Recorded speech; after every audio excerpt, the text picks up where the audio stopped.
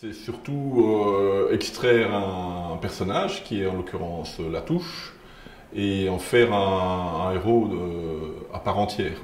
Quand je dis héros, c'est plutôt évidemment un anti-héros, comme Ducobu était aussi un anti-héros.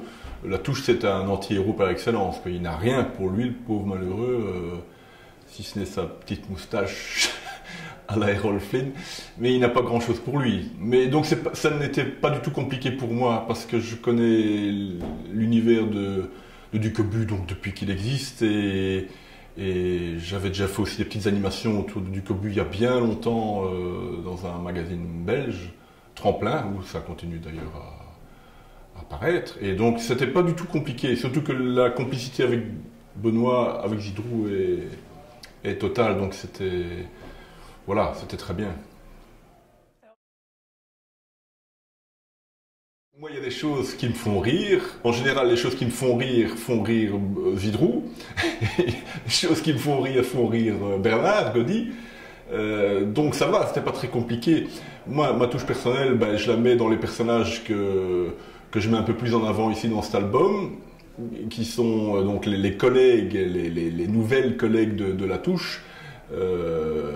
Donc il y en a une qui a un tempérament un peu dépressif, il y en a une qui a un tempérament un peu acariâtre, donc des personnages des caractères bien carrés, bien trempés, et a priori ce sont des ressorts qui me font beaucoup rire, moi, que ce soit la dépression ou bien l'autoritarisme, c'est toujours amusant d'exploiter ce genre de choses. On se connaît depuis qu'on est petit, enfin petit, je pense qu'on devait avoir une dizaine d'années, donc on habitait la même rue, à deux maisons près, on était voisins à deux maisons près, dans la riante ville de Mons, dans le Hainaut et en Belgique, et voilà, on s'est retrouvés autour de l'ennui, on s'ennuie. Quand on a 10 ans, il n'y avait pas Internet, il n'y avait pas tout ça, donc on s'ennuyait un peu, donc on lisait beaucoup. Lui comme moi, on lisait beaucoup de BD, et on avait déjà à ce moment-là un peu l'esprit très... comment dire, ouais, la tête en l'air, quoi. On avait envie d'imaginer des tas de choses déjà. Donc on imaginait déjà des tas d'histoires dans notre tête, à défaut de les mettre vraiment par écrit. On avait d'ailleurs fait une espèce de parodie de Ricochet. On devait avoir une dizaine d'années. On avait fait une parodie de Ricochet qui s'appelait Requiem pour un bulletin. Benoît s'en rappellera.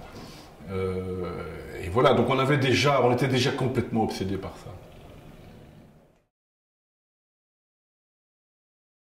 Bravo, bravo, parce qu'il y avait une petite pression quelque part, mais je pense que ce sont deux univers différents, il ne faut pas faire des comparaisons entre les deux univers. L'univers des profs d'abord, ça se passe plutôt dans le secondaire, ici l'univers du Ducobu, ça se passe plutôt dans le primaire, avec des enfants qui sont plus jeunes. Les profs ne sont pas typés du tout de la même manière, je pense. Enfin, mes instits ne sont pas du tout typés de la même manière que les profs des rocs. Donc je pense qu'il y a pas de... Je pense que les choses sont bien claires, sont bien distinctes. Je pense. Voilà.